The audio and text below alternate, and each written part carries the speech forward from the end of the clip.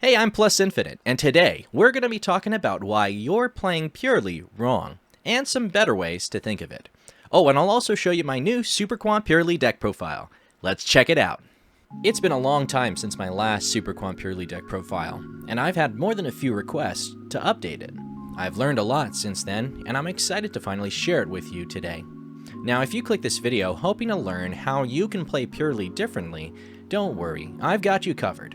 But before I get started, I think it's important to share the journey I've taken that has led me to this point.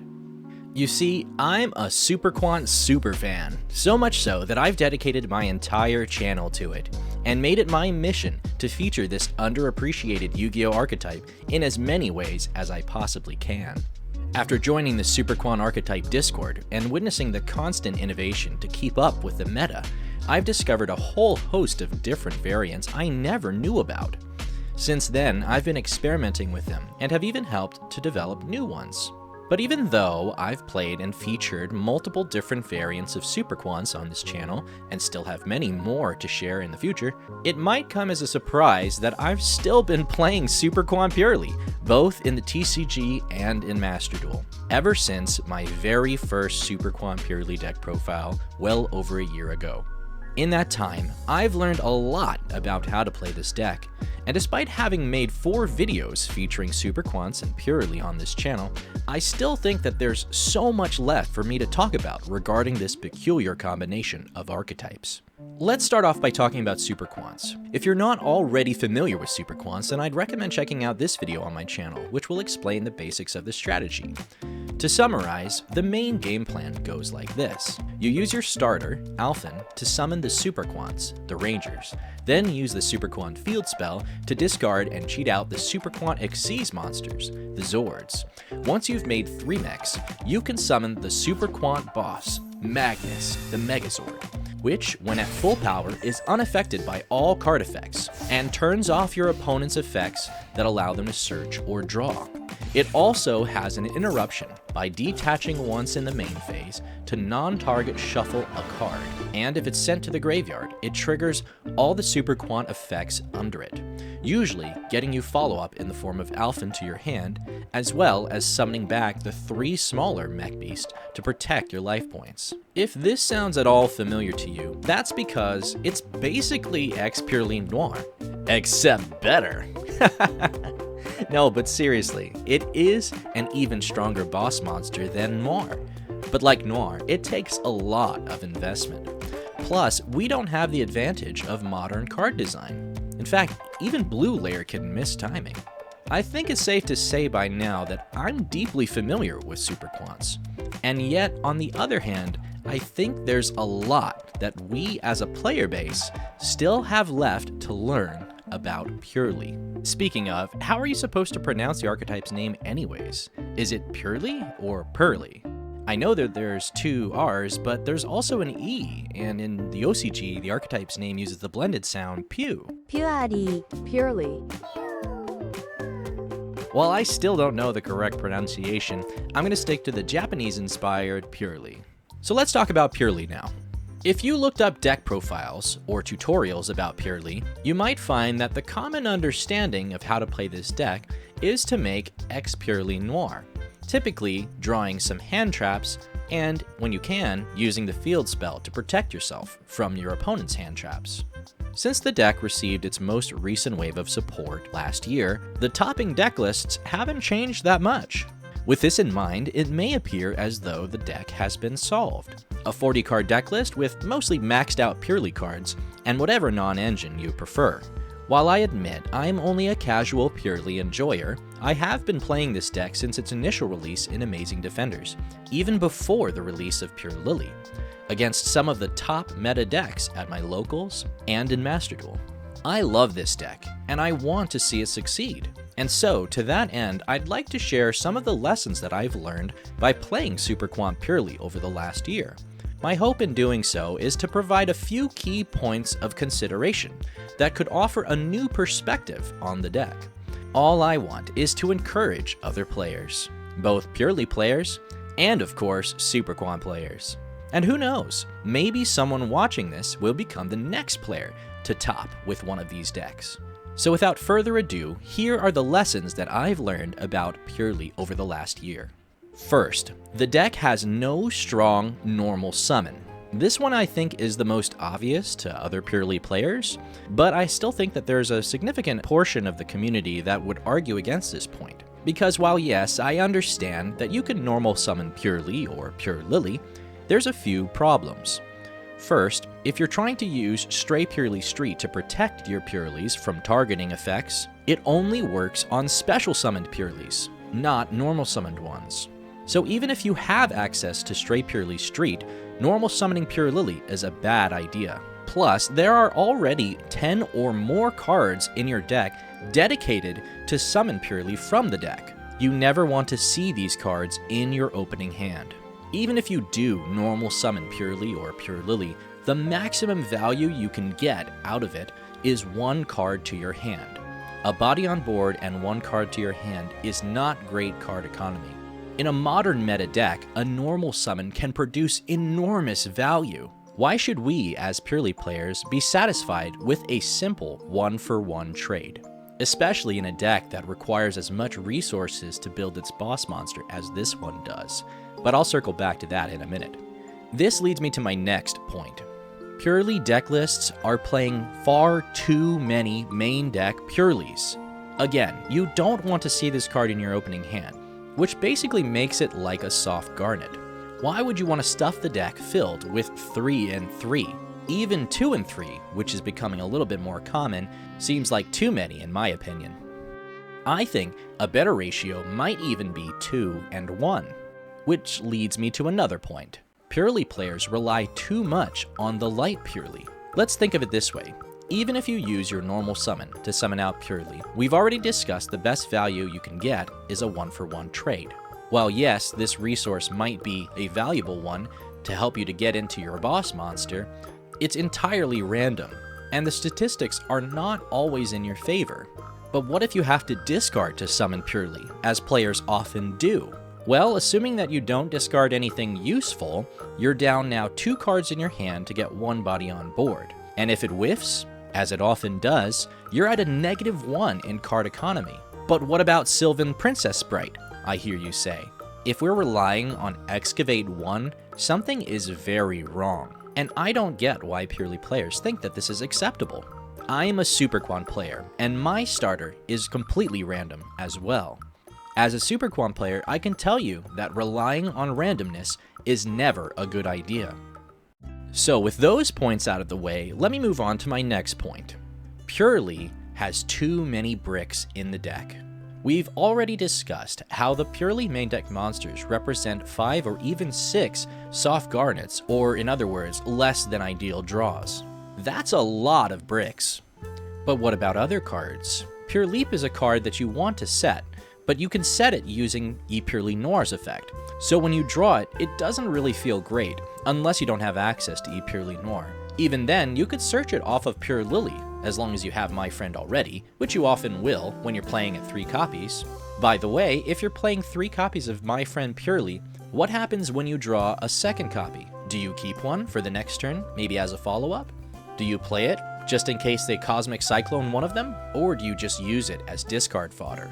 In my opinion, any of those options is bad. Which kind of means that drawing into a second copy of My Friend is not really ideal either. With this in mind, I'd like to move on to my next point. 40 cards is the wrong deck size to be playing with Purrely. Let me explain. Conventional Yu-Gi-Oh! Wisdom tells us that a 40 card deck gives you the maximum chances to draw into one of your 3-ofs. And Purrely's effect excavates 3 off the top, so you would think you would want to reduce the amount of non-Purrely cards that you might excavate. As we've already discussed though, the light Purrely's effect is unreliable, even at 40 cards. If that's the case, then maybe we don't have to be playing 40 cards after all. And thinking about what I just said about bricks, since you have over 6 cards in your deck that you don't really want to see in your opening hand, the statistics are incredibly high that you draw into one of those cards. So you might be thinking, well, maybe we should play 45 cards, or maybe even 50 cards. While those numbers seem reasonable to me, I think what would be best is going for a full 60 card deck. Now why is that? Well, as we've discussed, you have over 10 ways to get into your Purrely engine. For a 60-card pile deck, that's a lot of chances to get into a really strong engine. Plus, you can use the other cards in your deck to fill out another engine, or if nothing else, increase the variety of hand traps or disruptions that you can draw into. Another thing I think we should discuss is that Purrely's card economy is not good. For a deck that likes to discard, there are not very many deck lists that play a good discard engine. What are these players discarding? Other Purrely cards? Hand traps or other disruptions? Why would we want to do that when we can be gaining advantage off our discards? There are plenty of engines that could be used as good discard fodder, and yet somehow none of them have stuck. I mean, there are even engines that we could play that use the normal summon that generate enough significant advantage that we could be discarding cards that the engine provides us, instead of discarding non-engine pieces like hand traps or other Purrely cards. Surely we can come up with something better. Next, I want to talk about something that I'm very confused on, and that is the improper protection from hand traps. Purrely players typically rely on Stray Purrely Street to protect their Purrely, a key choke point of the deck. Probably one of the best cards in the deck, the Field spell. Yeah. When you have this card, you really don't care if they're hand traps. When you don't have this card, it hurts. If you don't find this, you like lose. The only matches I lost were like the ones that I didn't find this. But if the goal is to use the field spell to protect your Purrely from resolving, then why do we not play more than 3? Take a look at these deck lists. They don't even play terraforming. Maybe you could make the argument that Pot of Prosperity is a way to get into the field spell, but if so, what will players do now that Pot of Prosperity is limited in every format? If the field spell was really that important, then why not revisit the first point that I made and introduce a potential normal summon candidate for the deck in Planet Pathfinder? It's not like Kashtira didn't try the same thing to boost their copies of the field spell. What about Crossout Designator, a card that's often dropped from Purrely lists, even though it's one of the only other ways to prevent hand traps? But the real head scratcher for me is if Purrely players are really that afraid of being targeted, then why has seemingly no one suggested playing Saravis, a card that not only protects against Imperm Veiler and Mourner, but can also stop other threats that target, like Princess and SP Little Knight, just to name a few. It's not like these are uncommon threats, and in fact, there's a surprisingly wide range of cards that target that Saravis can help protect against. Saravis also allows you to play in the draw phase, which is particularly important if you want to avoid things like Droll or other main phase type effects. Did I mention that Saravis is not once per turn? If you take nothing else from this video, at least consider playing Saravis, not just in Purrely or Super Quants, but in any deck that's afraid of targeting. And let's be honest, that's every deck. Alright, now it's time for me to talk about what I believe will become the most controversial point in this video. X Purrely Noir is not the best win condition for Purrely. Let that sink in for a minute. Alright, now before you go typing away in the comments, let me explain. On the surface, X Purrely Noir is an unaffected monster with multiple disruptions, and can draw you into some hand traps for additional disruption. But there's a few problems with X Purrely Noir. First, it takes a lot of resources to make X Purrely Noir. Most players use up nearly their entire hand just trying to get it out on the first turn. Let's look at the 2 ways that you make X Purrely Noir. The first way is using a Purrely Xyz monster with 5 materials to hard summon it. The other way to get Noir out is by cheating it out with the trap, Pure Leap. Between these 2 scenarios, let's imagine that the average amount of materials that you'll have under X Purrely Noir is somewhere in the 5 to 6 range. We'll say 6 just to be optimistic. However, since X Purrely Noir is only unaffected by activated effects when it has 5 or more materials, unless you have more than 6, after the first time you activate X Purrely Noir's effect, you'll be completely vulnerable to something even as basic as an Imperm. The other problem is that X Purrely Noir targets, and more themes and archetypes are developing ways to play around targets. This effectively means that even if you make X Purrely Noir and draw into some hand traps, against some of the more popular decks, if you don't really study the meta and know key choke points, then your opponent may just take advantage of that and leave you staring at a zero material Noir wondering where you went wrong. Does any of this sound familiar? Have any of the points that I've made so far made sense? Is it starting to sound a little hopeless? Maybe it sounds like I'm hating on the deck. If so, I promise that couldn't be further from the truth. As I said, I love the deck. In fact, despite everything that I've said, I know now more than I ever have before why I should love Purrely. But if what I've said is true, and X Purrely Noir is not the best win condition for the deck, then how are you supposed to play Purrely? Well, what if I told you that there exists another way that you can play Purrely? And no, I'm not talking about Super Quant Purrely, although it is my favorite version of this deck. I'm talking about a specific Purrely strategy that, as far as I can tell, Purrely players either don't know about it, or if they do, for some reason, they just don't talk about it. Don't believe me? Then let me introduce you to the most definitively game-winning Purrely card there is, I Purrely Happiness. If you're not familiar, I Purrely Happiness is a one-card OTK machine. That's right, this deck can win going second, and in fact, in my opinion, it's more likely that it will win going second than it will going first. Now, I've watched a lot of Purrely videos, and from what I can tell, there seems to be some confusion about Happy OTK. Some players think you need I Purrely Beauty. Some players think you need Delicious Memory in your hand. But I'm here to tell you that you don't need either of these. Does that sound crazy to you? Maybe you need an example. Let me demonstrate for you. Here we have a duel against a hero player who has left a monster with 1800 or less attack in attack position, in this case Stratos, and then a monster in defense position, in this case the currently negated Darklaw. These are the conditions required to go for a one-card Happy OTK. All I need is one Purrely memory.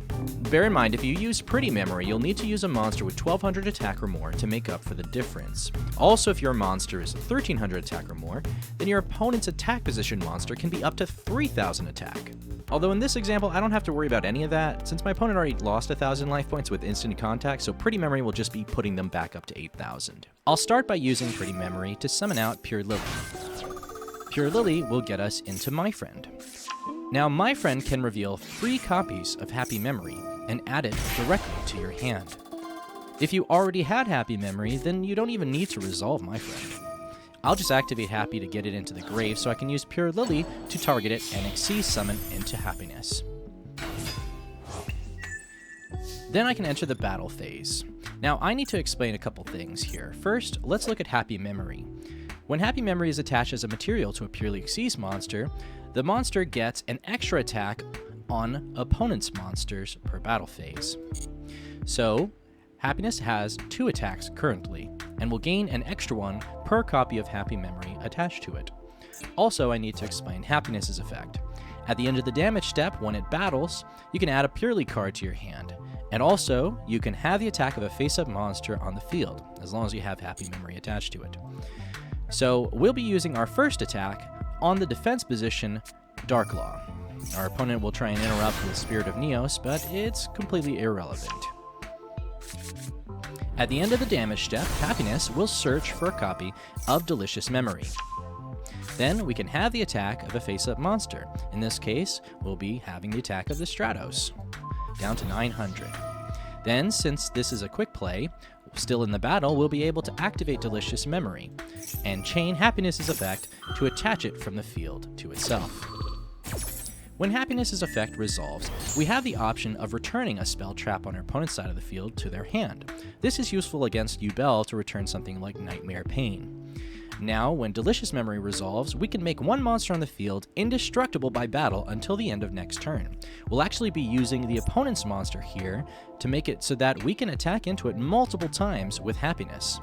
Also, since Delicious Memory gives a boost of 300 attack and defense per material, Happiness is now at 2900 attack and will only increase further. We'll declare our second attack with Happiness into Stratos, dealing 2,000 damage.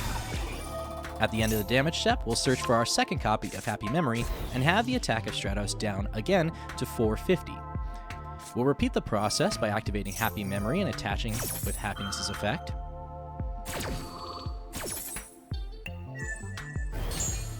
And declare our third attack with 3,200 attack into the now 450 attack Stratos, dealing 2,750 for our third attack.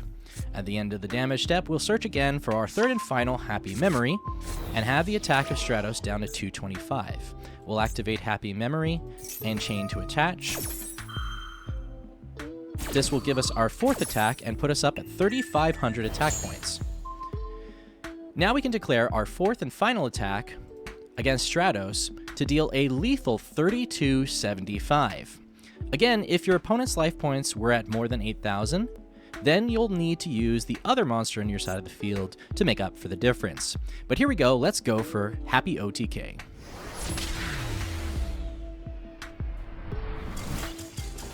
Well, what'd you think? Happy OTK is pretty awesome, right? If you thought that was cool, but the restrictions seemed a little bit too strict to you, then stick around because I think you'll find that in my version, those restrictions basically don't exist. The craziest thing about Happy OTK is that if for some reason my opponent's still alive, I can still end on Noir. In fact, I can also go into Zeus. This gives me a variety of options that just simply don't exist when you're going first with Purrely. I found that when building my deck around this particular strategy, Purrely Noir really becomes more like a backup strategy. And that's to say nothing of the other 3 Purrely Xyz monsters that all have removal effects. Delicious can banish a monster until the end phase when it attaches a material. Beauty can use the effect of Pretty Memory to send a card you control to the grave and target a card your opponent controls to attach it. And Little Noir can discard a card to bounce up to 2 of your opponent's cards on the field. Oh, and by the way, any one of the Purrely Xyz can still go into Zeus. Hopefully, I've made it clear by now that Purrely going second is a lot stronger than you think. Okay, that about sums up all the lessons that I've learned playing Super Quant Purrely for the last year. Now, maybe you'd like to find out why I'm still playing Super Quant Purrely this late into 2024.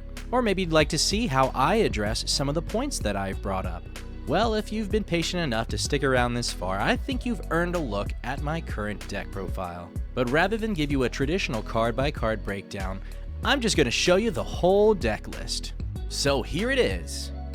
In its current form, this deck has incredible flexibility in its game plan.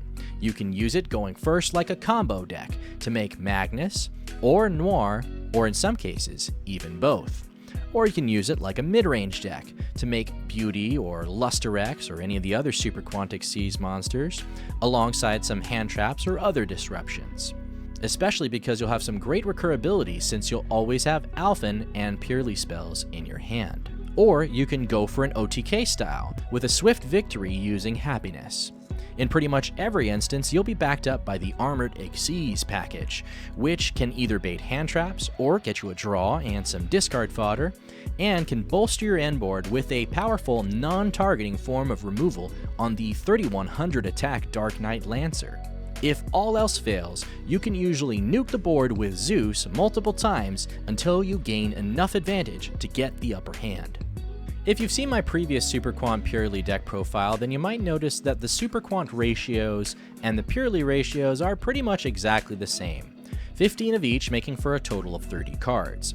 The other half of the deck is a supplementary engine, and some non-engine in the form of hand traps, and some flexible board breakers that can be played going first or second. The main difference in the extra deck come in the form of the Armored Xyz cards, which is an incredible package that helps in pretty much every instance, as I mentioned.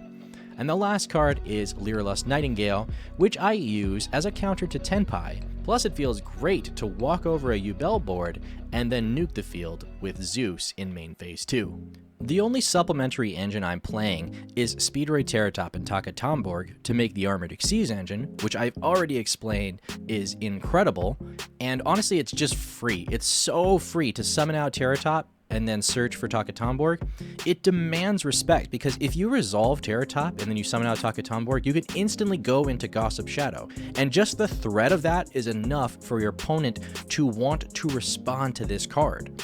And it's so free, like you do it before your normal, before Purrely, before anything. So anytime I see Terratop, I'm just thrilled. Plus, since it gets into the armored Xyz Engine, which gets you a draw and discard fodder, it completely replaces the danger monsters as well. Next up, we have Foolish Burial Goods, and I think that warrants explaining, because I had previously used Foolish Burial Goods to send Rainbow Bridge of Salvation. But the way that I use Foolish Burial Goods now is, for Super Quants at least, I send Alphen Spike, which can banish itself in an Alphen to get the field spell activated directly from your deck. So it basically serves the same purpose as Rainbow Bridge of Salvation, it just doesn't require an extra brick. And Foolish Burial Goods has another use. When you're playing it with Purrely, you can combine it with basically any other Purrely spell, and you have a 6 mat Noir with just 2 cards and a discard. The way it works is you use Foolish Burial Goods to send Delicious Memory. Then you use the Purrely spell in your hand to summon out Pure Lily. Pure Lily will get you into My Friend, and My Friend will get you into any Purrely quick play spell. You'll use Pure Lily to target the Delicious you sent and go into Plump. Then Plump will attach the 2 spells you have in the grave, including Foolish Burial Goods and the initial Purrely spell you used. Then you'll use the final spell that you added off of My Friend to attach it to Plump to get 5 materials. Then you can overlay into Noir, and there you have it. The quickest Noir that I know of. Now we move on to hand traps, and of course we've got Seravis, which kind of fills the place of Stray Purrely Street in my mind, since you can use it in the draw phase, as I mentioned, and it protects your Purrely's both special summon and normal summon, as well as your Alphen or other cards that will be the target of Imperm, like Terratop, for example. It's just so incredibly useful. And it's not just useful going first, you can use it as a board breaker going second, since your opponent will probably be using some form of targeting effect as part of their end board. At this point, I think Ash is mandatory in both the TCG and Master Duel because of Mold Charmy and Maxi, respectively. We've also got Ghost Ogre, which in Master Duel can help you to beat Appaloosa, and in the TCG, you can use it to beat Fiendsmith Desiree. And of course, it can be used to destroy the Tenpai field spell so that you can use your other hand traps to stop them. All around a useful card. Since I mentioned Fiendsmith Desiree, have you ever tried resolving a Bestial targeting Sequence when it tries to attach itself to Desiree? It's a really great feeling. In Master Duel, you can also use it against Yubel, since all their monsters are going to be dark, and if your opponent doesn't leave you with any targets, you have plenty of lights and darks that you can banish yourself if you want to put an extra body on board. The one call by is necessary, just like Ash, and now we move on to flexible board breakers. So first off, we've got Droplet, which is good going first or going second. If you're going first, you can set it, and if you're going second, you can use it to break boards.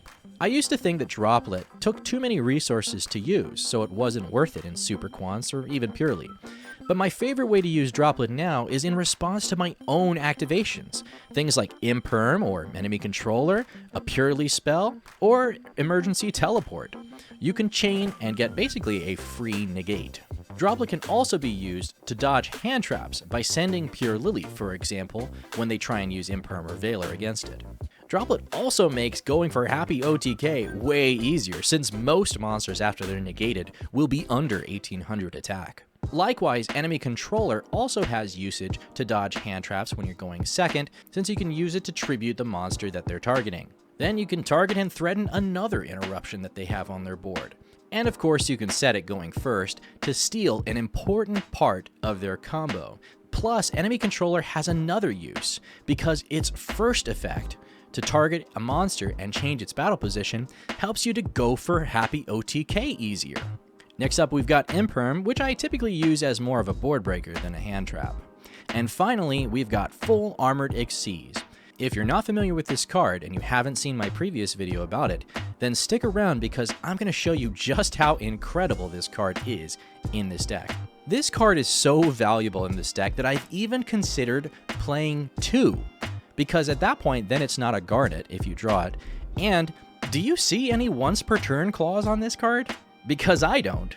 In the side deck section, I've just got some cards that I want to talk about. Cards that I've either previously talked about, or some worthwhile considerations.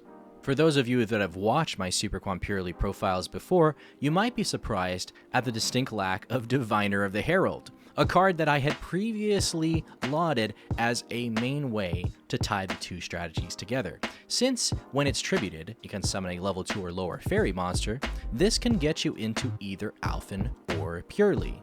The problem with Diviner the Herald that I found was that I was drawing into Diviner the Herald and another normal summon way more often than I wanted to. While I still think that it's a great inclusion in the deck, I think it actually represents too many normal summons. This also means that we don't have to deal with the potential brick of a Trias Hierarchia. Another card you might be surprised is missing is Rainbow Bridge of Salvation. Now, Rainbow Bridge is a card that you want to discard so that you can banish it and search for a Crystal Beast and a field spell. But let's think about the ways that we would discard it. We could discard it using the Purrely spells, or we could discard it using the Super Quant field spell. Now, obviously, if you use the Super Quant field spell, you would want to search for the Stray Purrely Street, right? Same thing with the Purrely spells. The thing is, if you're trying to use Rainbow Bridge of Salvation to search for the field spell, you're probably already past the point where you would want to protect your Purrelys.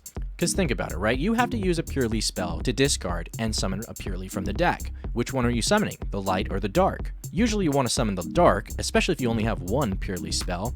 But if you are summoning the dark and you try and use Rainbow Bridge of Salvation to search for Stray Purrely Street, it's too late, because the dark's already on the field. They can use Imperm or Veiler to negate it. The only other way you could use it is if you use the Purrely spell to summon out the light one. And then later, after the field spell's up, you can use a second Purrely spell to summon out the Pure Lily while it's protected. This is just too awkward and convoluted for my liking, and I was happy to drop it and the brick. Next is Shadow's Light, a card which I was very excited about when it first came out. But the thing is, I've realized now that there is a huge drawback printed on Shadow's Light that I just didn't pay any attention to because I was mainly talking about using it in a going first build. You see, if you use either of Shadow's Light's effect, you are not able to go into the battle phase at all that turn, which of course doesn't matter when you're going first, but if you're going second a lot of the time, you really want your battle phase, either to go for an OTK or to make Zeus. So every time I saw Shadow's Light going second, I was disappointed. That's why I dropped Shadow's Light. Next are some flexible board breakers that you can consider playing in the TCG, or later on when they come out in Master Duel. Hopefully they're not URs. Vesper Girasol is like Dark Ruler and evenly had a baby. It is an incredible card that I think a lot of people are sleeping on. You can activate it on either turn, as long as your opponent has 2 or more monsters than you do. And once you activate it, they have to choose one of these effects, based on the number of monsters that they keep on their field. If they keep any more than 2 monsters, they'll suffer the last effect, which is that your opponent can't activate monster effects at all during this turn. That's not just monster effects on the field, like Dark Ruler no more. That's monster effects in general, not in the grave, not in the hand, not in the field. So they very likely will be going down to 2 or less. If they keep 2, then they have to banish their entire hand until the end phase, meaning no hand traps, and you only have to deal with 2 monsters on the field. If they keep 1, then sure, they gain 2,000 life points, but now they've shrunk their end board to just be 1 monster. Or they can keep no monsters, and sure, your life points become halved, but they've given up their entire field, and it's not coming back. I think the thing that holds people back from playing this card is how confusing it is, but once you understand it, you start to realize it is a really good card. Another card worth considering is the Black Goat Laughs. You can set this card going first, and then on your opponent's turn you can declare 1 monster name, and they can't summon that monster from anywhere except the graveyard. This can cut your opponent out of an important monster in their combo or their end board. Alternatively, you can use it going second. If you get it into the grave, you can banish it from the grave and declare a monster name. Then for the rest of the turn, your opponent can't activate the effects of that monster. It's a little bit pricey in the TCG, and it's almost certainly going to be a UR in Master Duel, but it's something worth considering. Some other cards you can consider for a more strictly going second build would be Kaijus, which of course are self-explanatory. You can use them as decent 1-for-1 spot removal, but you can also attack into them with Happy, which I've demonstrated in one of my previous videos. Or you can use Alpha to return the Kaiju and then Kaiju again. Alpha is a really great interruption because you can summon it out basically for free anytime your opponent has more attack than you do, and it doesn't conflict with Speedroid Terratop. Alpha's effect is great because it only targets the monsters on your side of the field, so you target a beast, usually just itself, and then you can non-target return monsters on your opponent's side of the field. So it's a non-targeting form of removal, and if your opponent doesn't respond to it, well, they're going to have to kiss one of their monsters goodbye. By the way, you can still special summon Alpha out again after it's been returned to the hand. Yes, you won't be able to attack directly, but if you're going for a Happy OTK, it won't matter. Another card that I don't think is really worthwhile, but it's a really fun gimmick, is Half Shut. It works a little bit like Delicious Memory. You target a monster and then it can't be destroyed by battle. Also, its attack is halved. So if you're doing that on an opponent's monster to make it indestructible, it makes Happy OTK even more accessible. Outside of that, we have extra deck considerations. Instead of Nightingale, you could play Chaos Angel, although I recommend doing it with Diviner of the Herald, since as I mentioned in my previous video, Diviner can summon out Trias Hierarchia, and you have plenty of access to level 1 lights or darks alongside the level 9 light Trias Hierarchia to make Chaos Angel pretty much for free. You can also go for SP Little Knight. Alternatively, if you want to go for a cheaper option, at least in the TCG, you could go for Silhouette Rabbit, which does require you to play a brick in the form of either Azurune Statue or Silhouette Trick or some other trap monster. But once again, it does turn two otherwise useless bodies into some form of interruption for your end board. Also, I wanted to point out that if you combine the deck and the extra deck together here, the total value, even including the staples, is under $100. And if you take out all the staples, then you're probably going to be under even that. Let's see here. Look at that. Woo-hoo-hoo, $35 for everything. Sure, you got to add in shipping, of course, but under $50, easy for this deck. Thanks to all the Purrely re-releases, this deck is very affordable and very budget-friendly, so I highly recommend it. Maybe now would be a good time to recap the points that I made in this video, and talk about how I've addressed them with my current build. The first point, no strong normal summon, is solved easily by Alphen. Alphen is a resource-generating machine, since even on its own, it will put 2 bodies on board and get you a card to your hand. Then, those bodies can become the Armored Xyz package, which will get you an extra card to your hand and up to 2 free discards. Not to mention, it will give you an incredible end board piece, even if you have no other Super Quant cards. As for points 2 and 3, you can see that I'm only playing 3 Purrelys, 1 light and 2 dark, although there is an argument to be made that you could drop the light entirely. I think it's useful in a few key scenarios, for example, if you're under shifter. But I don't rely much on Purrely's effect. I've reduced the amount of bricks in the deck even further than previous builds, and I've increased the size of the build up to 60. So with a 60 card deck, the few bricks that are present are hidden well. As for card economy, that's easily resolved by playing the Armored Xyz Engine. You can get into a draw with Torpedo, an extra discard fodder with Fortress, and even Lancer can add that same discard back so that you can discard it again. That's 3 extra cards to your hand, more than enough to summon out both Purrely and the Super Quants. This also ties into point 7 about the protection from hand traps. You might notice that I'm not playing straight Purrely Street or Crossout Designator, which might seem kind of hypocritical considering what I said earlier in the video, but I am playing Seravis, which I mentioned, and I'm playing Terratop, which again demands your interaction, and if you don't interact with Terratop directly, you'll definitely want to interact with Torpedo or Fortress at some point. So I think that between Terratop and Seravis, you already have plenty enough hand trap bait to prevent your opponent from stopping your major plays. Plus, Alphen and the Super Quants themselves also serve as bait to protect your Purrely. In fact, even Purrely can serve as bait for the Super Quant side. So between all these different engines, there are too many things for my opponent to hand trap. And when I was still playing one stray Purrely Street, the times that I did use it was mainly just for discard fodder. You can even see that in my test hand video. So I dropped it completely. As for point 8, X Purrely Noir is far from my win condition.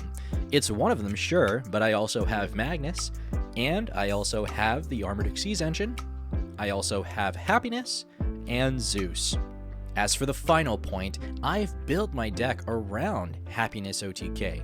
And if my opponent's board doesn't meet the conditions that I mentioned earlier, when you combine Happiness with the Armored Xyz Engine, you can get an OTK against virtually any board. So why don't I show you what I mean with one final replay before I end this video. In this duel, I'm facing against a branded Eldritch player. I'll activate Purrely Pretty Memory and discard white, summoning out Pure Lily and getting white's effect to grab an elf into my hand. You'll note that I've used Pretty Memory twice in this duel, so my opponent's life points are at 10,000. Keep that in mind. Despite that, I'm going to use my friend's effect to search for Happy Memory, since I know I can go for a Happy OTK here. I'll summon out Alphen and use Alphen to get into the full Armored Xyz Engine. Regardless of which Super Quant gets summoned, I'll still get into the full Armored Xyz Engine. Blue is the least ideal since I do have to get a discard, but it's okay. Red revives white, blue searches the field spell, I'll activate the field spell, and discard Pure Leap with the field spell to get into Grampulse. Then I'll immediately overlay into Fortress. From there I can use Fortress's effect to detach Grampulse and search full Armored Xyz. Now I need to get full Armored Xyz in the grave, and I can do that one of two ways. I'll discard using Happy Memory to summon Purrely, or I can discard with the field spell. Either way, I get full Armored Xyz in grave, and then I get Happy in grave so that I can use Pure Lily to Xyz into Happiness. Now all the pieces are in place. I'll enter battle and declare my first attack against Eldritch, which has more attack. But wait, I'll use full Armored Xyz to equip Happiness with Fortress, dealing 4,000 damage? Yes, that's right, Fortress deals double damage when equipped to Happiness. Happiness resolves, I get Delicious to the field, and I can make Albion indestructible.